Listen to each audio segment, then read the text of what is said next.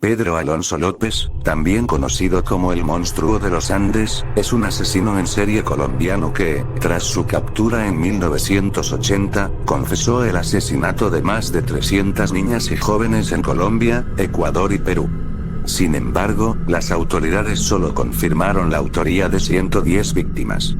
No se puede establecer con certeza el número de asesinatos, ya que buena parte de los cuerpos no aparecieron, y los actos violentos se llevaron a cabo en regiones aisladas, motivo por el cual no se cuenta con cifras fiables. Sin embargo, en su confesión a los investigadores, reconoció haber asesinado a por lo menos 110 muchachas en Ecuador, 100 en Colombia y muchas más de 100 en Perú. Y ayudó a ubicar un campo en Ambato, Ecuador, donde se hallaron 53 cuerpos, y 4 más en otros lugares, aunque en otros puntos señalados por él mismo no se hallaron restos humanos.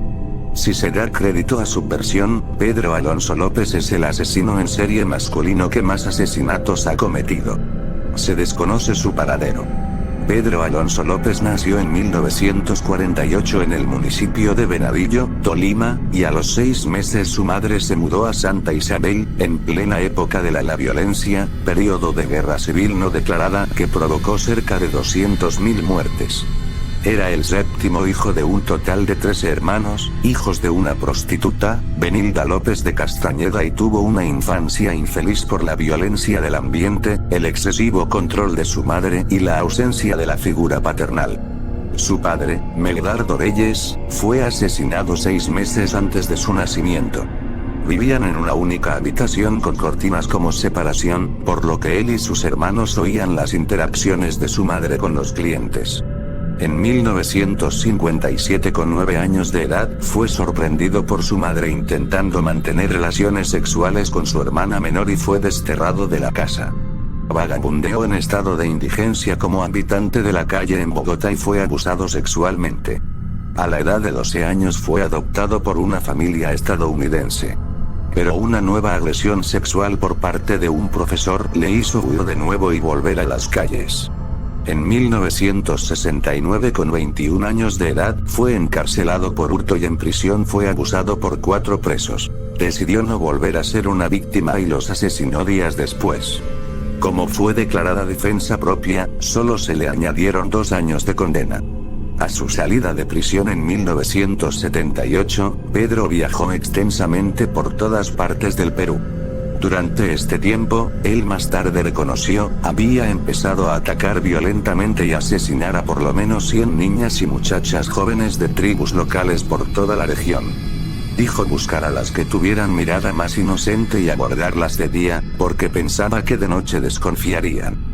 La verdad es que fue imposible verificar estas denuncias, pero lo que sí se sabe es que fue capturado por un grupo de ayacuchanos, en el centro sur del Perú, mientras intentaba secuestrar a una niña de tan solo 9 años de edad. Los ayacuchanos le despojaron de sus ropas, pertenencias y lo torturaron durante varias horas antes de decidir enterrarlo vivo. No obstante, tuvo la suerte de su lado, porque un misionero americano intervino y convenció a sus captores que el asesinato era impío y que debían entregar a Pedro a las autoridades.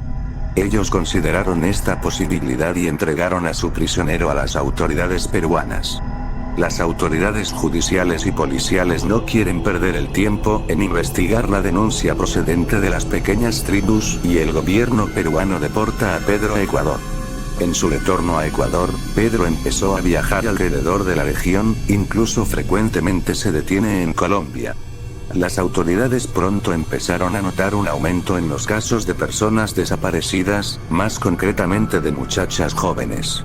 Sin embargo, rápidamente estos concluyeron que se estaba produciendo debido al crecimiento de la demanda de esclavas sexuales y trata de mujeres.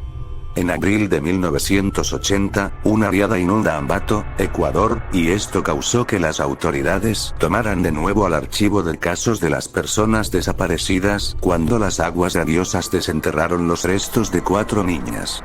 Mientras era difícil por los especialistas determinar las causas de las muertes, concluyeron que los cuerpos de las muchachas que habían encontrado, habían sido escondidos por alguien deliberadamente para tratar de que no fueran descubiertos.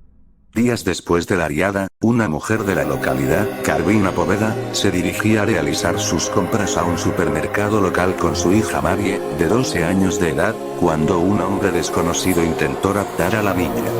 Carmina pidió ayuda para detener al hombre que trataba de huir del supermercado con su hija en brazos. Comerciantes locales acudieron rápidamente a prestar su ayuda, capturaron al hombre antes de que pudiera escapar, y lo retuvieron hasta la llegada de las autoridades. Pedro se encontraba muy tranquilo cuando la policía llegó a la escena. Cuando regresaron a la comisaría principal con su sospechoso, su primera conclusión fue que tenían a un loco en custodia. Una vez en la oficina principal de la comisaría, Pedro se negó a cooperar con las autoridades y permaneció en silencio en todas las preguntas del interrogatorio. Los investigadores pronto se dieron cuenta de que tendrían que emplear una estrategia diferente para hacer hablar a su sospechoso. Uno de los funcionarios pronto sugirió que llamaran a un sacerdote, el padre Córdoba Gudino, que conoció en prisión y mantuvo conversaciones en una celda con Pedro. El diseño de la estrategia de la policía era que el padre Gudino se ganara la confianza del sospechoso y reconociera sus crímenes. Al momento, Pedro empezó a hablar, y al día siguiente, ya había revelado actos tan repulsivos de violencia que el padre Gudino no pudo oír ninguno más, y pidió que le sacaran de la celda. Las siguientes y breves entrevistas con el padre Gudino proporcionaron a los investigadores pruebas contra Pedro acerca de las recientes evidencias de asesinatos y maltratos. De cualquier modo, nunca se supo nada más de las declaraciones e investigaciones acerca de estos asesinatos. Lo que sí es conocido es que en 1980 se declaró culpable a Pedro Alonso López del delito de múltiple asesinato y fue sentenciado a 16 años de cárcel, que en aquella época era la pena máxima en Ecuador. Cuando se le preguntó qué hacía con estas víctimas, explicó que primero violaba a su víctima, y entonces la estrangulaba mientras miraba fijamente sus ojos. Quería tocar el placer más profundo y de la excitación sexual más profunda antes que su vida se marchitara. Esta parte del perfil, dijo una vez Robert Dressler, investigador criminalista del FBI. Los asesinos múltiples muy a menudo se deben a obsesiones de algún género relacionadas con sus madres. Una relación de odio, en idioma popular. Estas madres habitualmente no serán candidatas a madre del año. El hilo común parece ser el elemento sexual, madres que tienen muchos compañeros sexuales y el hijo es sabedor de esto. Por supuesto, los niños de prostitutas son los más probables prototipos si se les expone a este tipo de conducta, agresiva y desentendida por parte de la madre. Estuvo preso en Ecuador hasta 1994 y fue entregado a las autoridades colombianas por pedido de extradición, 15 donde fue recluido en un hospital psiquiátrico. Años después, en 1998, es declarado sano y dejado en libertad. Según un documental del canal Dio de la cadena AIE, se ha llegado a emitir un pedido de búsqueda, localización y captura a la Interpol desde el año 2002. Al momento no se sabe de su paradero actual, aunque durante su detención un grupo de padres de víctimas habría manifestado hacer justicia por cuenta propia si Alonso López salía nuevamente en libertad. Se presume que fue ejecutado ilegalmente. En todo caso no se ha vuelto a saber nada del monstruo de los Andes. Su madre está segura de que sigue vivo pues, según cuenta, siempre que alguien cercano a ella se ha muerto, su espíritu se le ha revelado, cosa que no ha ocurrido con Pedro. La Interpol lo busca desde el año 2002 por el asesinato de 350 personas, se presume que la última vez que lo vieron fue en Florida Blanca o Bucaramanga en el departamento de Santander en el año 2010. En el año 2012 en la ciudad de Tunja, capital del departamento de Boyacá ocurrió el homicidio de la niña Andrea Marcela García Buitrago y en el año 2013 el programa de televisión Crónicas RCN dijo que el monstruo de los Andes era un posible sospechoso, debido a las características del crimen que se asemejan con las del asesinato de Flor Alba Sánchez, su primera víctima. Este ejemplo junto al anterior asesino mencionado, Harold Shipman, y el cuarto, Luis Alfredo Garavito, queda enlistado en la analogía de los peores asesinos en serie de la historia moderna, aún por más tiempo que pase. Es más, hasta es mejor que no haya nadie que le quite ese rango en el futuro.